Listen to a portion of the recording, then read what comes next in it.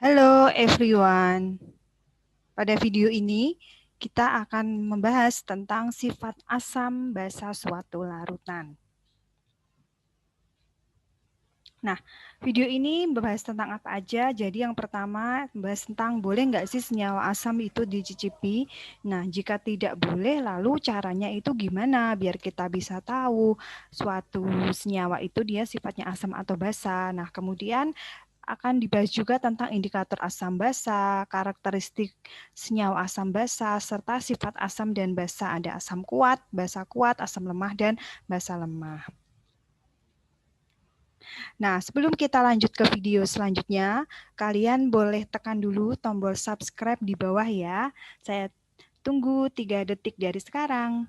1, 2, 3, 4. Ya, terima kasih bagi yang telah subscribe, bagi yang belum silahkan bisa di subscribe.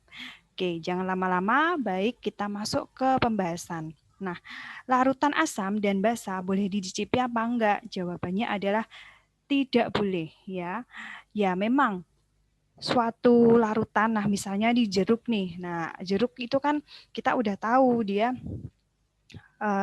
rasanya itu asam. Nah, kalau jeruk kan dia kan memang makanan. Nah, tapi jeruk itu dia juga termasuk dalam suatu senyawa ya, suatu senyawa bahan yang ada dalam kehidupan sehari-hari yang sifatnya asam. Tapi kalau jeruk kan dia kan memang makanan, tapi kalau yang lain misalkan ada HCl, kemudian ada MgOH 2 kali. Nah, itu kan senyawa-senyawa yang tidak kita konsumsi. Nah, itu boleh dicicipi apa enggak? Jadi ya enggak boleh dicicipi. Jadi suatu larutan itu dia sifatnya asam dan basa boleh dicicipi atau enggak? Jawabannya adalah tidak boleh. Karena apa? Kita kan enggak tahu suatu larutan yang akan kita cicipi itu bahaya apa enggak. Kita kan enggak tahu. Jadi sangat disarankan tidak boleh dicicipi. Nah, lalu pertanyaannya bagaimana caranya untuk mengetahui suatu larutan itu sifatnya asam atau basa?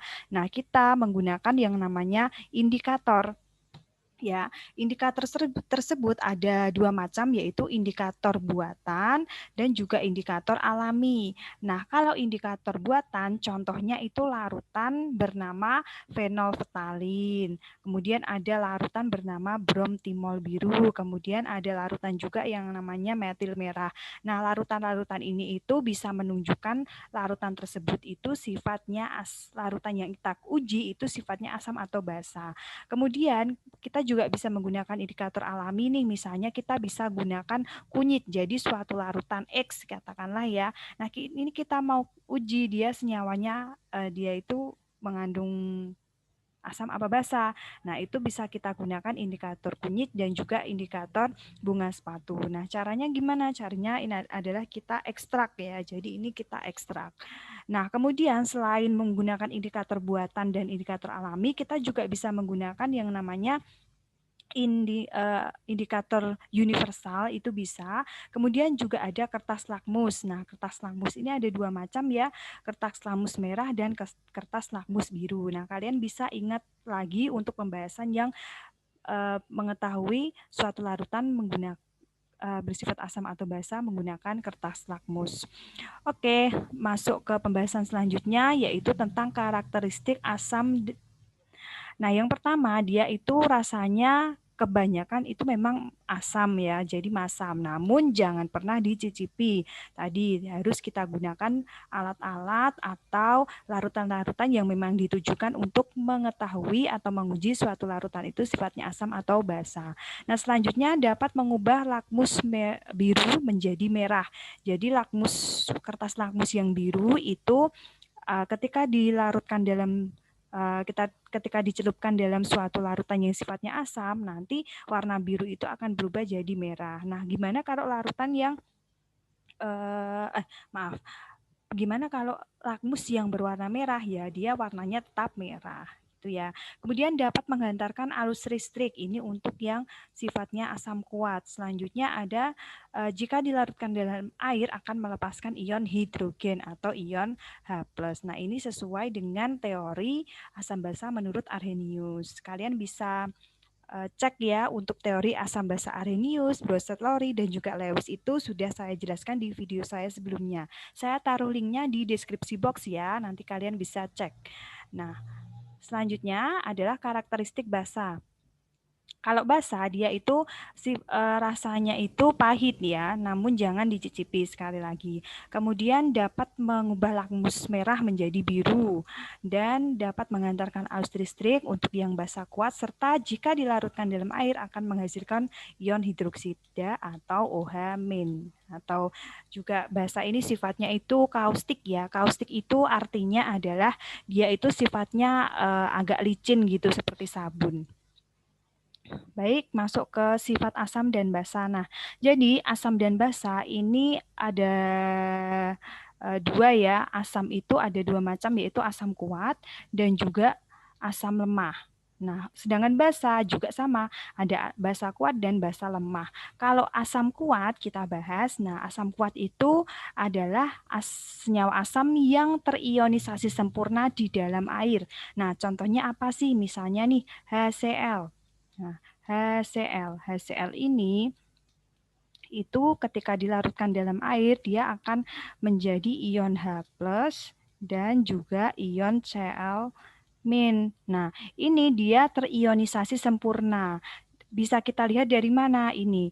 Dia menggunakan panahnya ini hanya satu, enggak bolak-balik. Nah, kalau asam lemah ya dia terionisasi sebagian. Terionisasi sebagian itu maksudnya apa? Nah, nanti jadi dia tidak seluruhnya itu terionisasi. Ya, misalnya nih asam cuka. Nah, ini ada CH3 COOH. Nah, ketika dilarutkan dalam air, dia akan mengion ya. Nah, di sini panahnya itu dua, bolak-balik seperti ini. Jadinya akan mengion menjadi CH3 COO- dan juga H+. Nah, di sini kan ketahuan ya, ini ada H+, kemudian ini ada H+, otomatis senyawa ini sifatnya adalah asam semua. Tapi yang mana asam lemah dan asam kuat? Kalau dia di sini ditunjukkan bahwa panahnya ini satu, berarti dia terionisasi sempurna atau asam kuat. Sedangkan kalau di sini panahnya itu bolak-balik, ya, jadi dia itu ketika terionisasi ke sana, kemudian balik lagi ke sini, kemudian balik lagi ke sana, balik lagi ke sini. Nah, itu dia dikatakan terionisasi sebagian atau bisa disebut juga sebagai asam lemah. Nah, begitu pula dengan basa kuat. Basa kuat itu terionisasi sempurna. Nah, kalau basa kan bukan menghasilkan ion H+, tapi menghasilkan ion OH-. Nah, contohnya adalah NaOH. Nah, NaOH ini kan dia kalau terionisasi kan menghasilkan ion OH-, makanya dia termasuk basa. Nah, ini mengion menjadi Na+ dan juga OH-. Nah, di sini ada ion OH- yang menunjukkan kalau dia itu basa. Nah, di sini dia terionisasi sempurna ditunjukkan dengan adanya panah satu. Bagaimana dengan yang basa lemah? Basa lemah sama seperti asam lemah, tapi dia tidak menghasilkan ion H+, tapi menghasilkan ion OH-. Contohnya adalah NH4OH. Nah, NH4OH ketika mengion, nah ini jangan lupa ya, kalau dia lemah pasti panahnya dua. Jadinya adalah NH4+ dan juga OH-. Nah, ini ada OH- yang menunjukkan dia itu basa. Lalu panahnya dua menunjukkan dia bahwa basa lemah. Seperti itu, sangat gampang sekali. Ini adalah trik ya, trik untuk memahami sifat asam dan basa. Nah, berikut ini saya berikan daftar asam kuat nih. Kalian bisa screenshot terlebih dahulu. Bisa di pause videonya, kemudian screenshot. Nah, ini ada asam klorida, asam sulfat, asam nitrat, dan sebagainya. Ini adalah semuanya termasuk asam kuat. Jadi ini kalau mengion ya, dia panahnya satu, panahnya satu, panahnya satu gitu. Nah, kemudian ada asam lemah nih, banyak sekali. Ada asam asetat, ini ya, asam fosfat, asam nitrit, dan sebagainya. Kalian bisa screenshot terlebih dahulu. Kemudian juga ini basa kuat. Nah, ini ada litium hidroksida, natrium hidroksida ya. Jadi ini ada OH-nya, OH-nya, pokoknya semuanya ada OH, OH-nya dia basa gitu. Kalian bisa screenshot juga, dan ini adalah daftar basa lemah. Ini juga ada OH, OH. Kalau ini dia karena lemah, nanti panahnya adalah ada 2 gitu ya. Nah, kemudian terakhir ini adalah suatu larutan itu bisa bersifat asam dan juga bisa bersifat basa. Nah, kalau ada suatu larutan yang bisa bersifat sebagai asam dan juga bersifat sebagai basa itu dinamakan amfoter. Ini diingat-ingat ya, namanya adalah amfoter. Nah, biasanya ini dikeluar di UAS gitu. Baiklah, terima kasih. Semoga video ini bermanfaat. Nggak usah panjang-panjang, kalian bisa nambah pengetahuan. Jangan lupa untuk subscribe, like, dan share, kemudian komen. Ya, oke. Terima kasih. Bye-bye.